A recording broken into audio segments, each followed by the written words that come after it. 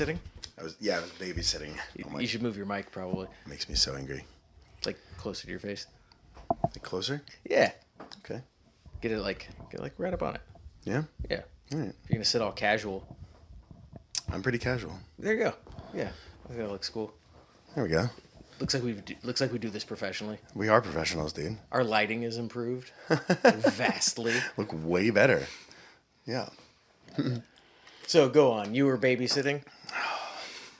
Yeah, I did 7 days all by my lonesome. I think that's pretty impressive. That's pretty good. Yeah. That's very hard. It shouldn't be impressive, but I don't know. Do you get this a lot? Like if you have them both by yourself, like out at like grocery store or whatever, park. Do you ever get anybody being like, "Wow, good job, Dad. You got them out by yourself?"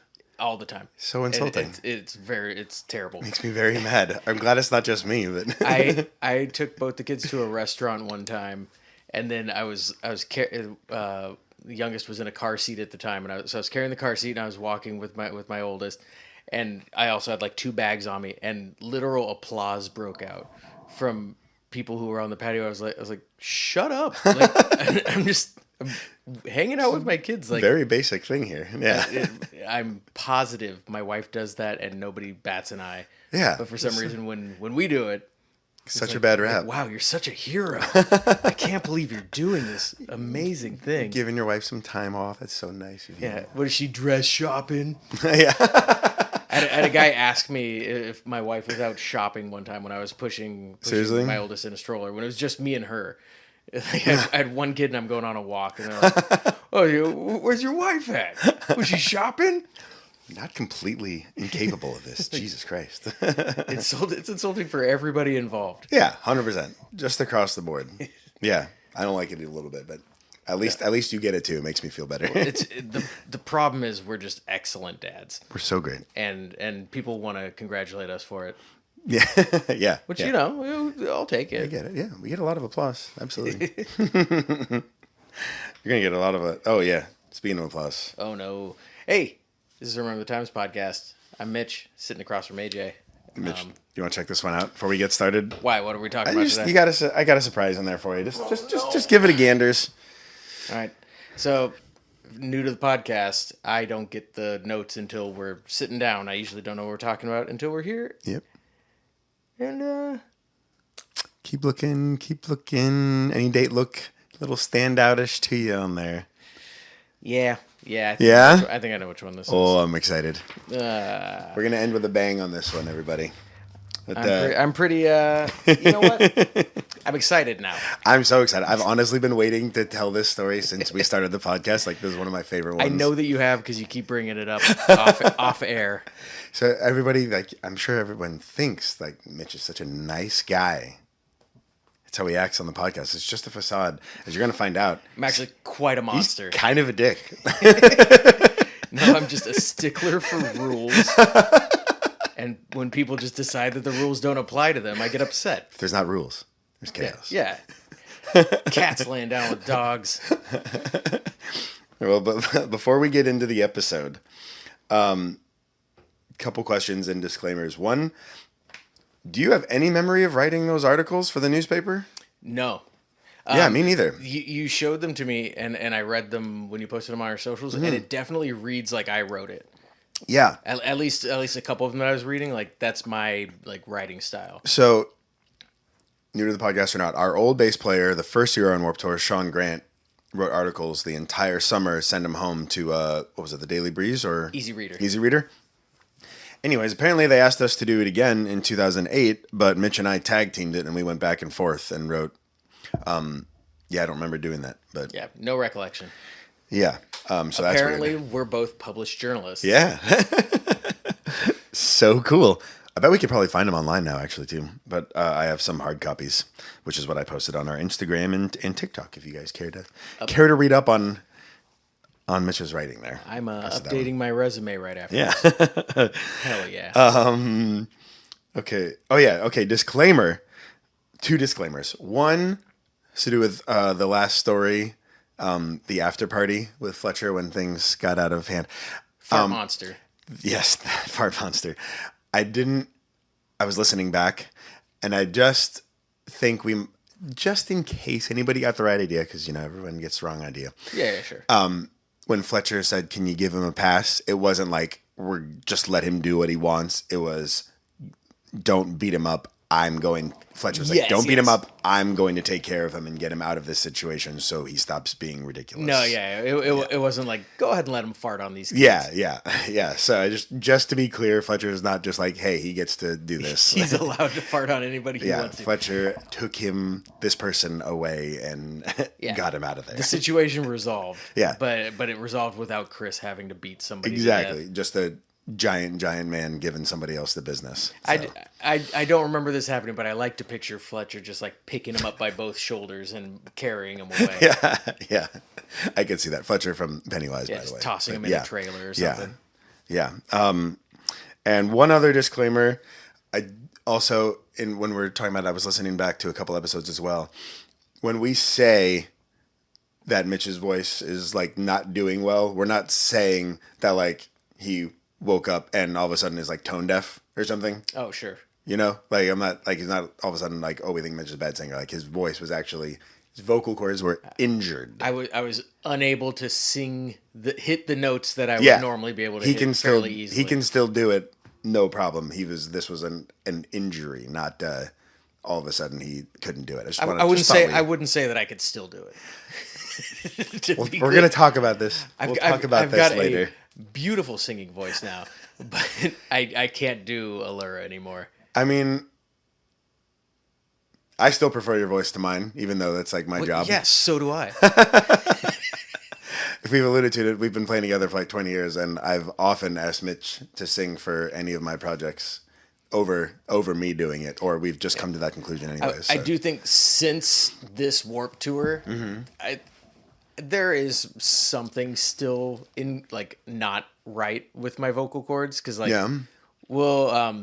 this might come as a shock to some people, but we'll sometimes record like 3 episodes in a night, and we'll pretend that there's a couple weeks in between them, but we change our shirts and stuff. But I will, after one full night of talking, like I'll wake up the next day and my voice will be kind of gone. I would say I think that's just kind of like living.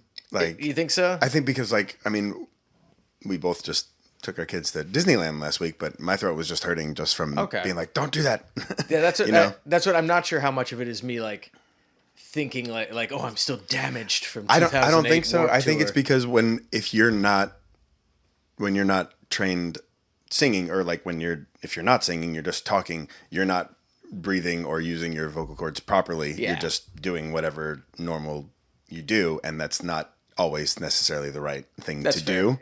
Yeah, because I told the same thing to my wife, who's a professional, like knows everything about vocal cords. Right. And and I was like, I'll have a day with a lot of meetings or something, and my voice will go out. And she's just like, because you're not talking right. You have to talk down low and like project from the diaphragm. And you're just not going to do that on Zoom calls. Yeah. So, and you're not thinking about it. Yeah, okay, that's fair. All right, never mind. I'm fine. Yeah. No, he's fine now, but somebody hire me. Not. And last, not a disclaimer, but I actually met up and got to talk with our roadie on this tour, Cody the roadie. He came out to one of Chris and I's gigs. He lives in Arizona now.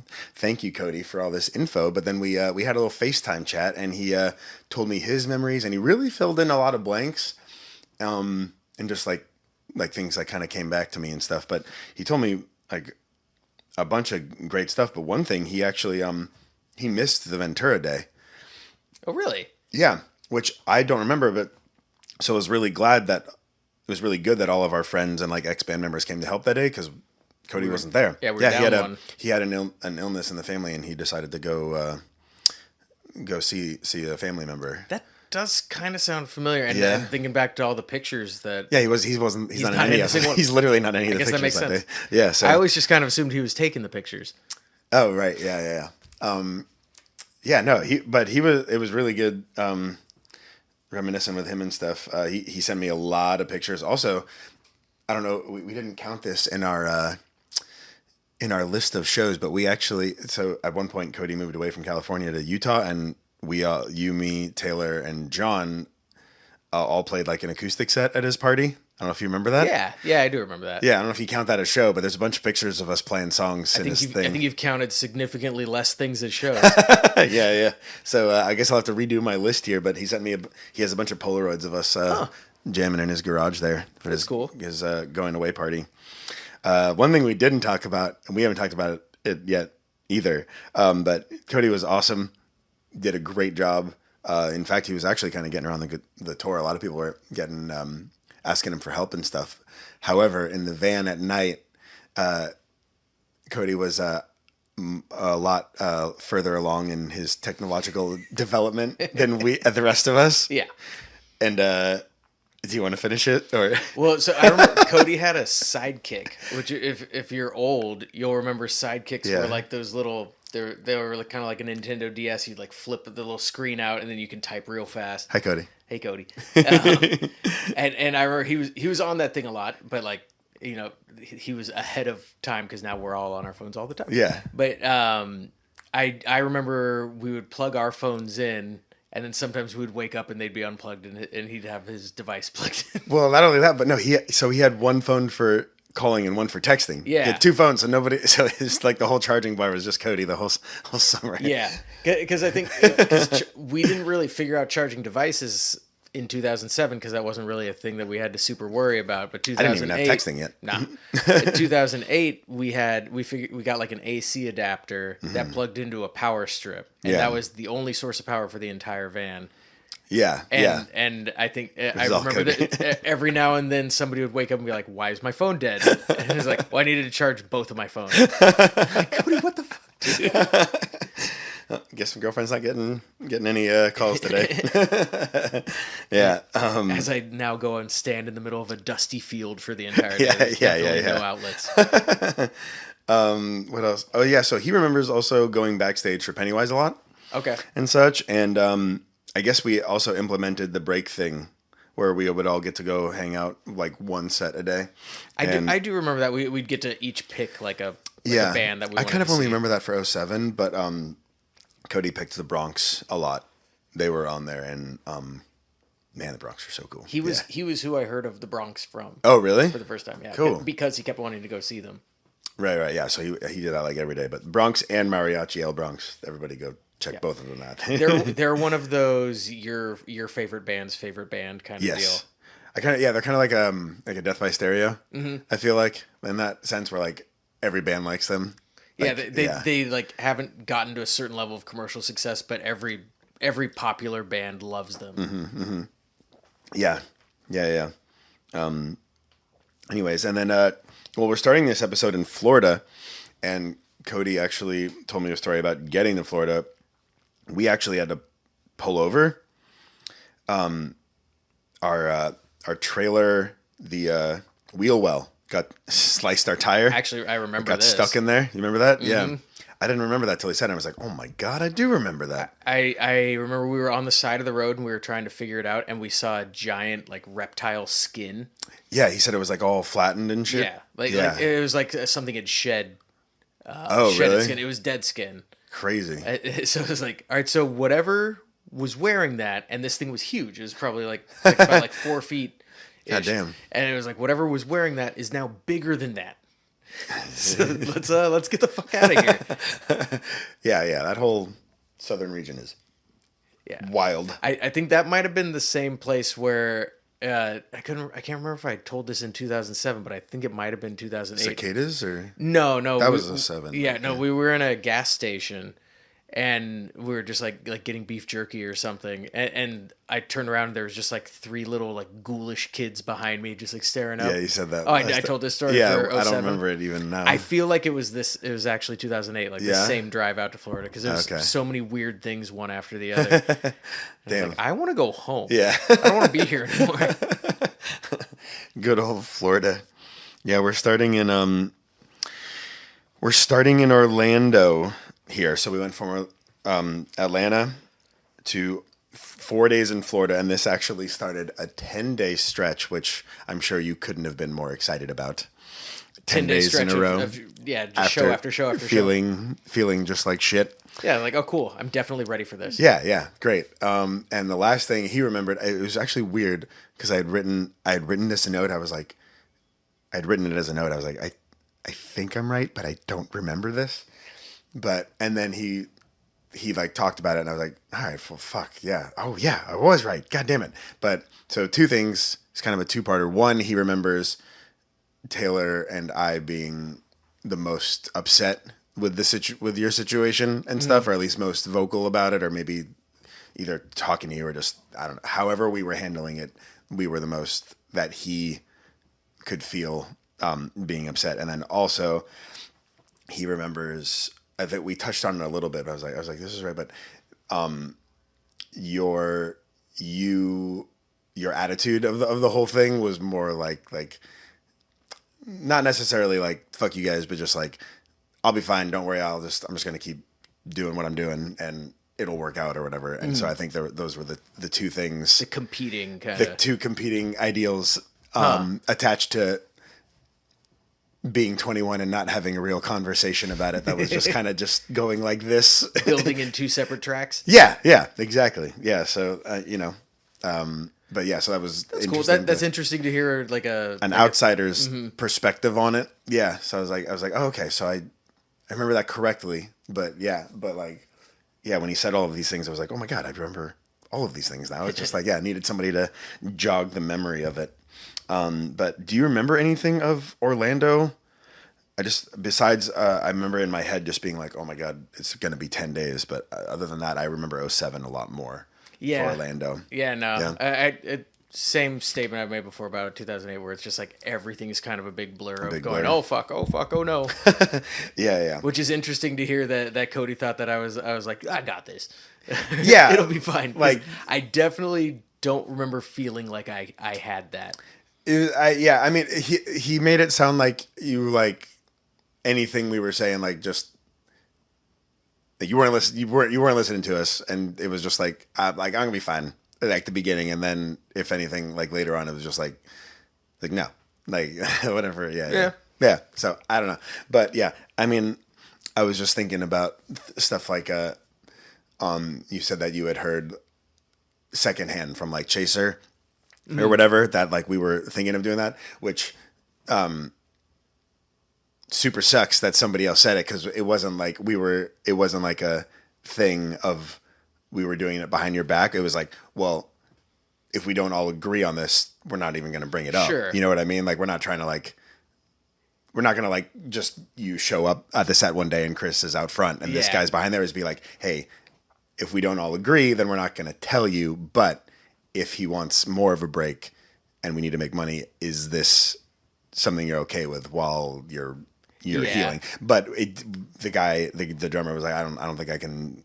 We had no way to set up a drum set for him to practice, so it didn't come to fruition. I remember that being part of it in my mind too. I was like, how are you even gonna fucking do this? Yeah, I know. Yeah, so that's why we didn't ask, because kind of stalemated. That's right. Just like, well, I think it would have been better if I'd never heard it. Sure, I'm sure. Yeah. Stayed behind my back. Yeah, but that's because it allowed me to like spin out, because I was already getting defensive. Clearly, apparently, yeah. From what Cody was saying, you were getting defensive, but I'm sure that didn't help. But yeah, so from our standpoint, or from that, we only didn't say it because it was like, well, there's no way to actually even do it. So why even ask if that's a possibility for him or whatever? But yeah, and the way that I had heard it through the grapevine was like, oh no, I heard this is happening. Oh yeah. No. I was like, oh neat. It wasn't even like, it was such a like small thing. It was like, hey, do you think, what if we did this? Yeah, and then we were like, well, actually, we can't figure out how that would even work at all. So never mind. But, as soon as logistics start getting involved, it was like, but when would we practice? Yeah, exactly. In the middle of a 10-day stretch and stuff. The next one was St. Petersburg, which is, again, one of my favorite venues. We had a great time in '07 on that one. Do you remember much about this day? That's the one right on the water, with I remember the venue, but not sure not too much. 2007 or 2008. Yeah, the only thing I remember about this one, actually, you know what? There was a huge storm. But I remember earlier in the day, we pulled up, and I had woken up, and John was sleeping on top of the van. Okay. Yeah, and like two people had pulled down the trailer door and were sleeping on the trailer door in the back instead of the van. Because it was just so gross. The van was just so hot and sticky. Yeah, I remember as soon as we got to Florida, it was just like driving into 99% humidity. Yeah. Well, the year prior, we thought we had lost Chris for like Yeah. an hour, but so everyone was just doing. Yeah, John was just sleeping on top of the van. Really good that he didn't let anybody know. Like, what if we decided to drive? Yeah, but I mean, there's no texting this time, so Yeah. But so there was a huge storm that night. I remember loading up the Penske truck because we had the same thing going as '07, where our little merch areas like Bad Religion, Against Me was this year, Pennywise, Hooligan Skate. We would all put our own merch onto a Penske truck, and then we wouldn't have to carry as much. And then everybody would help everybody unload and pack Yeah. up at the end of the day. But I remember it was like we had to rush because just a giant ass storm was coming at the end, and at the end of the night, like I had gotten separated. I think I like stayed behind while like Sam and Cody went to pick up the van, and it had rained so much that I had to take off my shoes and wade through like 3 feet of water to get to you guys or something. So yeah, it was like there was quite a few storms this year. I feel like that, like bigger ones. And on that same night, do you remember us having like a bit of a thing with the Against Me merch girl? Not really, no. It wasn't romantic or no. or violent. Well, I don't know how to say this properly. This was pre Laura Jane yes, Grace. yeah. I'm just gonna say his because at the time, whatever. time. I don't know. Anyways, his wife at the time was the merch girl, and she wasn't very nice to us at all. Like she was pretty rude. I do remember. Do you remember actually. that? Yeah. Including you. It wasn't like just me, but it was like all of us. She was just like very dismissive. I don't know if it was because we were little kids or whatever, or because she's the wife of Against Me or whatever. But for whatever reason, John and I decided, like, you know what? We're gonna kill her with kindness. And no matter how rude she was, John was like, "Oh, let me take that for you. I'm gonna put that on. I'll get this one for you." And like by the end of the tour, she had softened, but John really went hard on her. That just is like, yeah, the best way to break down somebody who's just an absolute asshole. yeah. I mean, there was no getting out of it. We're basically living with you for the We next are working month. together. Yeah. So yeah, John, that made me laugh a lot. That's funny. I do remember that. I remember the decision to like, all right. We're gonna get you. You know how we're gonna do this? We're gonna do this real nice. Yeah. So Make you feel like a huge asshole for being rude to us. I feel there's like a couple pictures of us at the end of nights like this, like loading up the Penske, and you can see us all they're just kind of like. It was grueling ass 14-hour days, yeah. For everybody else who was on the tour, they had a person dedicated to that. Yeah. And a person dedicated to driving, and it was just, and we were just kind of doing all of it. I mean, once you get to a certain level, you have someone to drive, you have someone to load your gear, you have a merch person, you have, all of that stuff. All you have to worry about is the performance, but we are literally like 10 people's jobs all in one when you're that small. So it's I mean, we didn't know it any other way at that point, but yeah. Second tour ever. Yeah, exactly. I don't really, those are my only memories of that. There's Miami is next. This was the one, the year prior, we moved the family tent inside with Fathom, and we played like in the grounds somewhere. Damn it. Okay. We did that again with Chaser this year. That's like my main memory of Miami. There's no tornado this year. Yeah, because it is across from where the Heat play. Yeah. And I don't know but there was another giant storm this day, and so Pennywise. This is leading up to the storm, but Pennywise did like 2 legs of the tour this year. If you remember that, they didn't do the whole thing. They did like the first 3 weeks, and then they did like, I don't know, another 3 weeks there in the middle or the end or something. But for some reason this year, they asked if we wouldn't mind. They had Taco again as the merch guy. Love Taco. But they asked us if we could keep setting up their tent as well for the 3 weeks that they were gone. Yeah. Remember that? Yes, I do.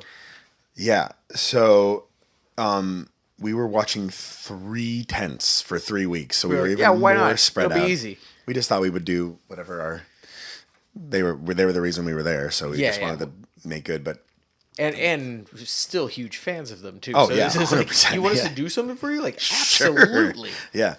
But so we had 3 tents, and all 3 of the tents like fucking went up in the air and blew away in this storm in Miami, and our tent broke, and we had to fucking duct tape it back together. So that's rad. Yeah, Miami. I remember I do remember distinctly at Miami. I had a phone call with somebody from back home, like a friend from Long Beach. Yeah. And I remember them like, "Oh, you guys like killing it on the tour or something like that." And I remember lying to them. Like, Yeah. yeah, it's going so good. Like, having such a good time. Like everything's going great. And I remember like knowing as I was saying, I was like, it's not though. Like I'm not doing great. Yeah. We were still selling Yeah. so much though. It was blowing my mind. But It feels like it doesn't matter if you're not actually playing though. Like if you're not playing well. I know, yeah, 100%. That's what we're there for. That's the point. Yeah. Elkton, Florida is the last Florida date, so that's the 4th one. Beautiful Elkton. I feel like that's near Jacksonville, I so. think, or something. I think this was the Jacksonville date. Yeah, yeah. It's just, it was just so fucking hot. I just remember being miserable. There's a lot of pictures of that one, so that kind of sticks out in my head. But I was just like, dude, can we please get out of here? I remember wanting nothing more than to get out of Florida, which makes me feel bad. I've never been to Florida for any like fun capacity. No? Okay. Anything besides so much. Warped Tour. Yeah. But all my memories of Florida are just like, it's hot, it sucks, I want to leave. But so the problem is, especially with a band in our situation, like we don't have a bus to go back to, and we are literally trying to sell stuff all day. Mm-hmm. So we are literally outside in the heat under a tent for about 14 hours, basically. Yeah. Sunrise to sunset. Yeah. I actually found our Warped Tour book from this year. I meant to bring it, but I'll have to make a video of it. But it literally says load in 7 a.m. every day. Neat. So no matter how far the drive is the night before, you have to be there at 7 a.m. Yeah. And we have to start setting up right away. So it's pretty wild. What would you say the longest drive that we had to do in a night was? Jeez, without like when we had to do. Like when we leave a venue and we have load in at 7 a.m. the next day. I want to say it was like 300 something miles. That was like a low one. That's a low one. 100%. That's a low Really? one. Yeah, I would. I mean, later on in my touring years, still, or like when I was still driving, I remember Caleb and I from I Set the Kill was like we were like the main drivers, and if there was 300 or less, we were so stoked. Like, oh, this is good. This is a fucking piece of cake. We're fine. 300 miles. Yeah. We might even get to stop. Yeah, yeah. No, I would say it was probably more like 5 or 6 most. Jesus Christ. Nights. Yeah. I mean, the Florida dates, obviously, it's not too bad. Yeah, those are pretty back to back. But Yeah. but there were big chunks like in the middle of the country where you're just driving through like nothing. Jacksonville to Charlotte, and yeah, it's all fucking nonsense. It's fucking crazy. That's why we'd never like stopped anywhere really. It was just kind of straight through. Yeah, like I'll tell people that we did these tours in my like professional life or whatever, and they're just like, oh wow, so you've really like seen a lot of the country. I'm like, no. I've seen a lot of fairgrounds. I've seen a lot of amphitheaters. Yeah. And I've seen highway lit by headlights, and that's it. All right, so like later on when you and I started touring together again, like we got to see a lot more together. Yeah, you actually got to go explore and stuff. Yeah, or on because our the shows days are off. at night. Yes, exactly. Not all fucking day. So I didn't really know that was a thing until 2009 when I had actually done a proper tour. But yeah. Okay, so we're out of Florida. Thank the Lord. Charlotte, North Carolina, again, 2 years in a row, by far the biggest amount of like crowd. I swear we played like 3,000 people again. Yeah, like, I do remember every time we played there, it was just like, are you guys all here to see us? Insane, yeah. But they were really, this one in particular, like were really receptive to us. And there's pictures of it. It's just a fucking sea of people.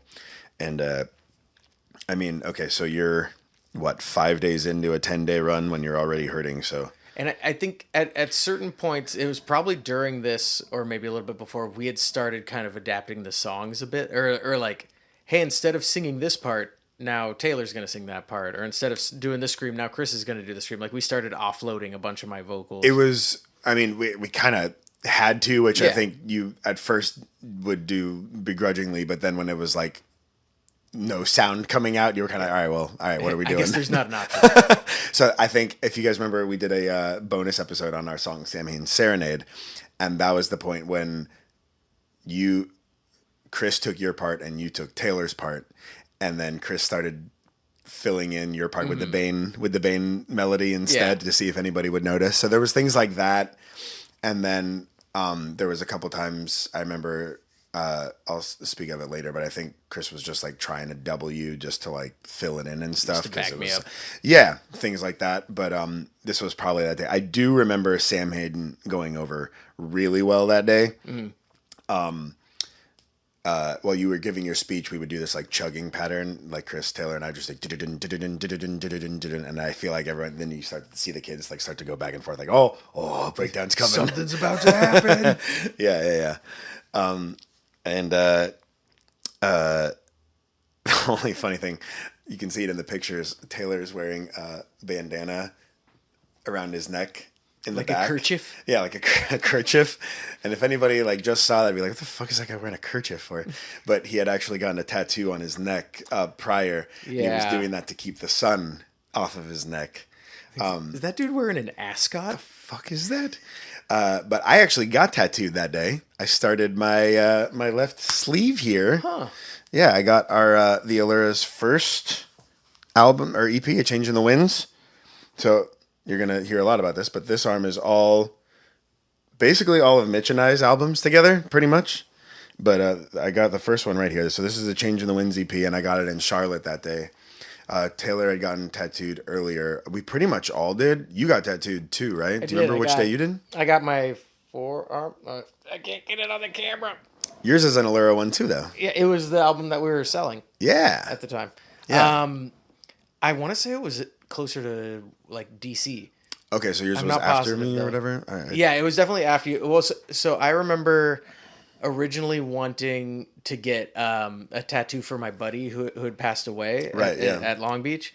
I wanted to, and I just said that I wanted to get like a black armband, like kind of capping off the bottom of my shoulder that I already had done. Okay. And these are like really good tattoo artists.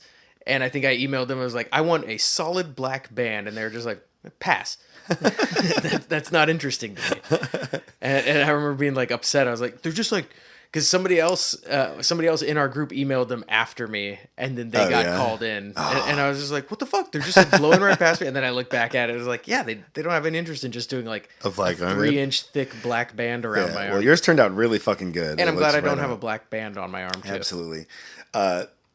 To keep that story going of them being like, I'm too good for that. Not too good, but it's just like, I don't feel like doing it. I'm not doing it. I get to pick the tattoos that I do here. Sam, our roadie, had asked Oliver Peck, he's a very renowned tattoo artist, asked him to get a whole bear on his chest. And it wasn't even an email. It was like in person. And he was just like, nah, I don't feel like doing that. Yeah, I don't want to do that, man. So he ended up getting all of us, there's like, 10 or 11 of us of our group of friends from high school. We all have Remember the Times tattoo, the podcast. Hey, that's the name of the podcast. Sam got his, and John got his later on the tour as well. So yeah, we got 2 Remember the Times tattoos that tour. But yeah, so that was that day. And yeah, Taylor had a fucking kerchief on. I mean, that was smart. I remember hearing about some tour manager or something. We might have talked about this in 2007. A tour manager got like a sleeve done on World Oh, and Tour, it got infected? And it got infected, and he had Yeah. to get like put into a coma to let his body fight the Jesus infection. So we You were gotta take fucking care of that shit. we were living way dirtier than that guy was. Yeah, So we were like, let's absolutely. be careful. I remember having to run out like from the booth every like hour or so to like clean my shoulder off and going stuff. into like a fairground bathroom. Yeah, and it's just, like- it was- rubbing hand soap on it.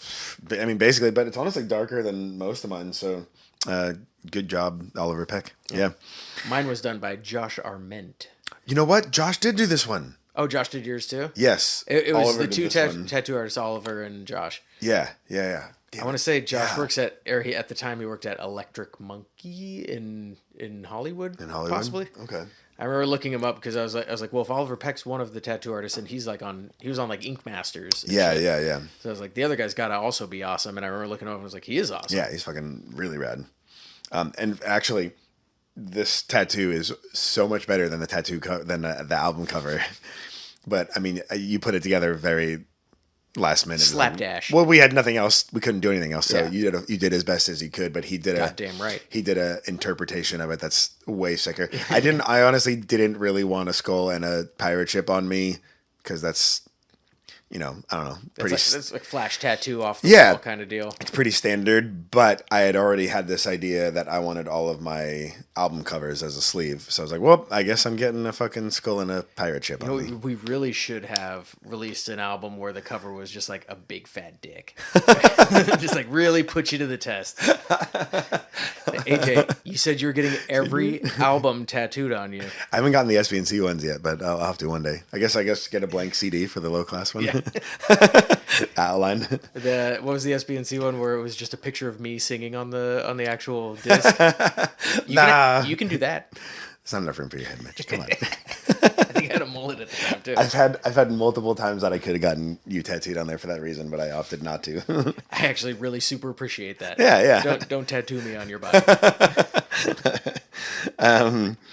So this was the night so in Charlotte they set up across the street. There's a movie theater and they let the bands go see a movie for free. And per our very amazing, thorough articles in the Daily Breeze, whatever, Easy Reader, they let us go see The Rocker this year with Rainn Wilson. Mm-hmm. So we got to see that, I think, before it came out. It was the same thing with the year before was Superbad, right? No, Sean said it was Hot Rod. Or no, was it Superbad? No, there was Hot Rod posters everywhere, but we saw Superbad. We saw Superbad. Okay, all right. So the Hot Rod posters were just around. And so I remember seeing The Rocker this year. Superbad when we saw that, like I was just crying the whole fucking time. I mean, it's a comedy classic. Yeah. Rocker. Forgot that it exists. Yeah. But I'd be down to check it out again. Yeah. I mean, I'm a big Office fan. I remember it being funny. Yeah. It wasn't not funny, but it apparently didn't do that great. Didn't have the staying power. Yeah. So, oh boy. Oh. All right. We have a lot to talk about this day, but, Virginia Beach. I like this day. A lot of things happened this day this year in 2008. Okay. Aside from your body failing you again, but we got to play on the skate stage, and Pennywise returned this day. Woo! Oh yes. So we ceased to have to do 3/10 on this day. I remember being glad they were back and being glad that we were losing that responsibility. Yeah, exactly. And we got to hang out with them after the shows and stuff. I kind of feel like we didn't talk about them like that much this tour, but there's like a couple big things with them. One, after the Ventura day, I went on the Pennywise bus just to hang out with everyone, and Jim, the singer, like right when I get on, he's like, "Hey, what's up, AJ? Dude, I love your new album. That's really cool. Like I loved it." And he actually, I was like, I couldn't believe that. Yeah. Pennywise singer was telling me that he liked our new album. My music hit your ears? And I guess, so one of Chris's buddies, like kind of married into Jim's family, and he actually drove Jim home that night, and he had our album on, and he was talking about how much he liked it, and he was just like, he kept going like, Death by Stereo, AFI, Pennywise, like just saying, you could hear all the influences so easily from our songs, which I think you really can. Yeah, we'll say that was on purpose. Yeah, not just ripping off, but I don't know. I just couldn't believe that he was that he liked our album. That was fucking great. That's super cool. So I was so bummed about it. But Byron was so in our corner. The drummer, he would make us go take naps on the bus because he could see we were dying a lot. We were visibly dying. Yeah, I remember he made you and Chris go take a nap. And then in Phoenix, I think this was like the third day, he's like, go get food. Or like, just go with it. And I would always be like, are you sure, man? And I would say that every time. I was like, we're okay. Like, we weren't okay. But I don't want to take his food. Yeah, exactly. But on this day, he's like, will you, AJ, go get some food? And Byron was like, Are you fucking asking me that again? Go get some goddamn food on the bus. Shut up. Like, all right, I'm sorry. Yeah. Yeah. They were super cool to us. So And I nice. remember also being bummed when they were leaving the tour because that like kind of dissolved a good chunk of the sanctuary city that we would Yeah, do in the yeah, afters.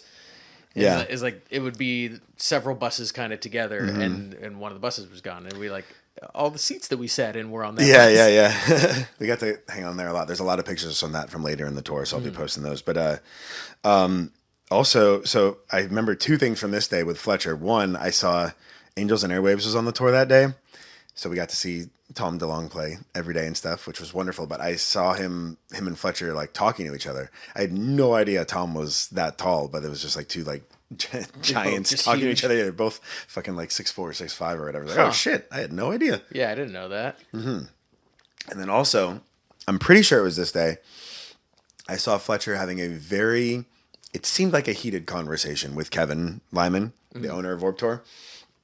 And I could see him like, I was just coming through. I don't know what I was doing. I was walking through and I just being happened nosy. backstage. No, I didn't. I just ran into them and they were talking and like Fletcher like pointed at me and stuff. And Kevin was like, all right. I didn't know what they were talking about. I was like, we're not getting kicked off, are we?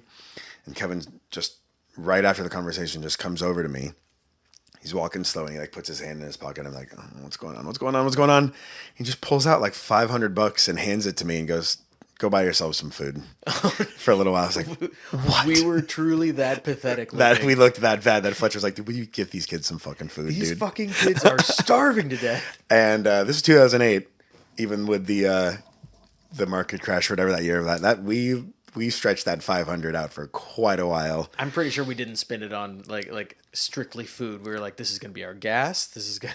No, we kept it for food because we would buy that. What we had 6 people in the camp. We bought 2 plates for 6 people for like one meal of the day at catering, and we did that. And then like I think we would just buy whatever at night. Yeah, but because we were making more than enough for like gas and stuff and merch sales, but we're not getting paid for this tour. But yeah, so we did that. So those are my big memories of that. Thank you, Kevin, for Yeah, very cool. letting us not starve. Also, he just had $500 cash on him. I was like, oh yeah, you're the owner of Warped Tour, and I'm not. But We had $500 cash on us, we actually did every day. but that's because we did everything Fucking in cash. slanging. Yeah. We watched Gil Mantera's Party Dream again. Always. Always. We had to. We played on the skate stage that day, and then even though everyone got a break, everybody got a break to go watch Gil Mantera. Yeah. They're just the most ridiculous sets of all time. And so we got to do that. So that was a big thing. I remember our merch tent was set up right next to Modest Yahoo that day. Huh. Yeah. There's a picture of you like, and he's like right there. I do remember I that, can't find that picture anymore, but it's really funny. It must be on Facebook somewhere. And then this was a day that I really like. So like I said, like Cody was really like, we were all like really trying to make a name for ourselves and stuff. I think Say Anything was on the tour that day, that year. And the singer came over to us later and was like, dude, I've been wondering who these Allura shirts were. I've been seeing them all around the tour, and I finally found you guys. That's so cool. You're selling so much stuff. Like, oh, well, thank you, dude. I appreciate you see the hard work we're doing. Yeah, but Katy Perry's camp was asking Cody to help. Like, I think while she was doing meet and greets or getting to the stage or something. It's like managing the line or something. Yeah, so he was like helping. He was helping Katy Perry like man the tent or manage the line. Because when you listed the bands that were in our Penske truck, Katy Perry was one of them too, wasn't she? I think so. I feel like we were almost always set up next to her.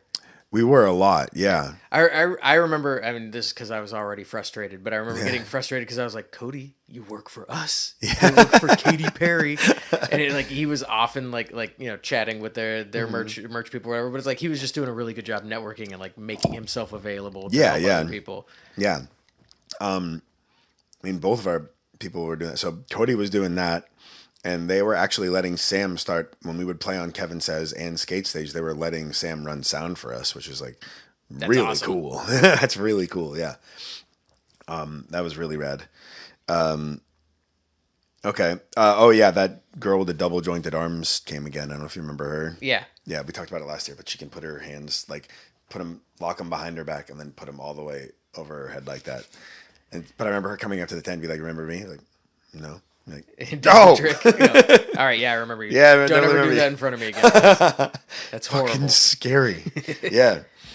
So yeah, this was just a big day all around. We had kind of a short drive, Mitch. So we got to have a Warped Tour barbecue this Hell night. yeah, finally. We get to have a nice, relaxing, chill night with our friends. Right? Yeah. Yeah? Yes. That was all that happened, right? This night? Nothing else happened at all? I mean, do you want me to talk about it? Can I tell this from my point of view, and then you can fill in what was going on in your head? Sure, please do. I feel like this is the best way to do it. Yeah, okay. Okay. So, everyone, which is a dick over there, just so everybody knows. So you're going to find out right now. A stickler for the rules. You owe somebody an apology.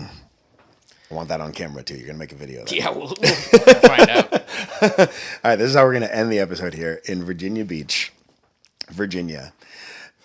It's a short it's a short drive. So on the short drives, like as we said, Warped Tour puts up, they have a barbecue band who they do hot dogs and burgers for the whole tour. They set up an alcohol booth. Everybody's just hanging out, raging. They set up games. They set up cornhole. They set up frisbee. We were playing frisbee. We were playing a specific frisbee game that was I forget the name of it. So? It's called Can Jam. Can Jam? Can Jam, I think it is. It's set up similar to cornhole, where you have two people on each side, and you're throwing a frisbee at a trash can that has a little slit in it. Okay. And if you can get it in the slit, it's worth a certain amount of points. If you hit the can, it's worth a certain amount of points. Sure. Important context. Yes. Continue. Stickler for the rules. Also, keep in mind, it is a 2-on-2 game. I'm just assuming the way the tour has been going for you and your throat that you're just not in a good mood, even though we're hanging out with all the bands. Yeah. No, I just want to relax. I want to play my fucking game. We're playing frisbee. He's trying to unwind. Gets a night off from driving here, and Mitch is in the middle of the game. It's just Allura playing, and this girl comes up and just nicely taps Mitch on the back and says, "Hey, can I play with you guys?" And Mitch very rudely and just to the point was like, "No, we're in the middle of the game. You got to wait your turn." And just like turns around and just shoves her off. And she just walks away all bummed. And we go up and Taylor's like, "Dude, that was Katy Perry. What are you doing?" And you're just like, "I don't know what." I didn't know what she looked like. You didn't know who like the biggest person on the tour looked like? No. Who we've seen every day play? He's a dick. In my defense. Dude. In my defense, there are lots of people roaming around after in the after party of Warped Tour. She looked visibly drunk. I thought she was just like a person from the tour who had gotten invited back. And I don't remember being so rude, but it was more just like dismissive. This is a 2-person game. We're in the middle of a game. You can play after. The tone though. She was like, "Hey, can I play with you guys?" You're like, No, we're in the middle of a game. You gotta wait your turn." Well, I do remember not even really looking at her. Yeah, you're just no. So dismissive. No, get out of here. It was my turn too. I was about to throw it. Stickler for the rules. I'm a gentleman, but I'm a rule follower first. Mitch, apologize to Katie. I don't think I should. I think history has proven me vindicated. She should have just waited her turn and asked you nicely afterwards to play with us. Yeah. We could have been friends with Katy Perry, dude. That means I could have been friends with fucking what's his name? The dude from Canada. The Prime Minister of Canada, former Prime Minister of Canada. She's dating him now. Oh. Well, she was dating the gym class hero singer at the time. Yeah, and then she was married to Orlando Bloom for a while. I could have been buddies with Legolas. She could have been married to you for all we know. Yeah, I mean, you've been nice to her. Honestly, imagine how different history would have been if I'd just been kind to her and then we'd run off together. You could have been on the spaceship with her. Yeah, Katie, I'm not interested. I'm a married man. Back off. She would not have ended up on a spaceship if her and I were married. No. Dude, speaking of, to round out that story, besides the fact that you're a prick. Yeah. So Katy Perry had been selling Katy Perry Slept Here shirts all summer long. Chris bought one, or maybe he was gifted one by the thing, but Chris bought one, and I think we must have posted pictures on our MySpace of it. And by the end of the summer, Chris had worn that shirt so many times. I guess it was in pictures. I can't figure of any other way this would have happened. 2 people from our high school, mind you, nor Chris nor us are in high school anymore, but 2 people from our high school texted me and asked if Chris had slept with Katy Perry. Somehow the 2008 phone tag had gotten back to our high school that Chris had slept with Katy Perry. Little do they know, it was almost me. You're the only one who actually talked to her. Yeah. Well, no, I do remember Cody went and threw a Frisbee around with her to like Really? kind of placate her afterwards. It's just like, I'll play with you. Like they went and tossed her because she just wanted to throw the Frisbee. And I was like, we are in the middle of a game. You don't walk up in a game of cornhole. It's a heated game. You don't walk up in the middle of a game of cornhole and just like, hey, let me throw a couple beanbags. Like, you don't do that. You guessed throw, dude. You should just let her. Well, if I had known she was a special guest, but I thought she was just like some lady. See, so Chris blew it with Jeffree Star the year before, and you blew it with Katy Perry. Like we could have just been chilling with super famous people the whole time. And I think both of them ended up being kind of problematic people, so I think we were both in the right. You're the problem, okay? Chris and I both. You're a real problem. We smelled it on him. It's like I smell like in 20 years you might be an issue. It was a really fun party, except for the fact that we could have hung out with Katy Perry.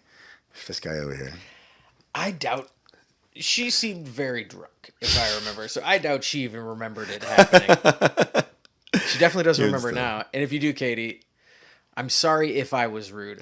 I'm sorry if me being a stickler for the rules made you feel a bad way. Basically, what he's saying is, wait your turn. Yeah. That's my podcaster non-apology. Sorry, I'm not sorry. I'm so sorry you felt that way. All right, that's where we're leaving off. Episode 64. 64. Just a dick. That did actually become my interesting party fact that I could tell people. That's a fantastic story. I met Katy Perry once, told her she couldn't play Frisbee with us. Isn't that interesting? I love that story. Yeah. It's great.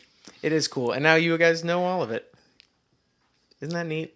We'll catch you guys next week for episode 65. 65, baby. Lots of Crazy Warped Tour 2008 stories left. If you haven't yet, make sure you follow our podcast on Spotify. I've been told that is a good thing. And you can also follow us subscribe on YouTube and follow all that shit. Apparently, that's also a good thing. It boosts us. Did you see? Oh, I forgot to say, I'm wearing a family shirt. This is the last one I own. Whoa, that is barely hanging on. So this is the clothing company that the whole reason why we were on Warped Tour. This is Fletcher and Kevin Lyman's clothing company. Family. The shirts were so cool, and I'm really mad that I don't have all them like distressed. I think this is my only one left. I usually use it as a gym shirt now because it's fucking 20 years old. Yeah. But I'm wearing it tonight for you guys. They seemed to. I remember them having like a distressed look when they were brand new. Yeah. So 20 years on, they just got cooler. Yeah. But anyways, I forgot to say it at the beginning. But anyways, all right, guys, we'll see you in 2 weeks. Bye. Bye.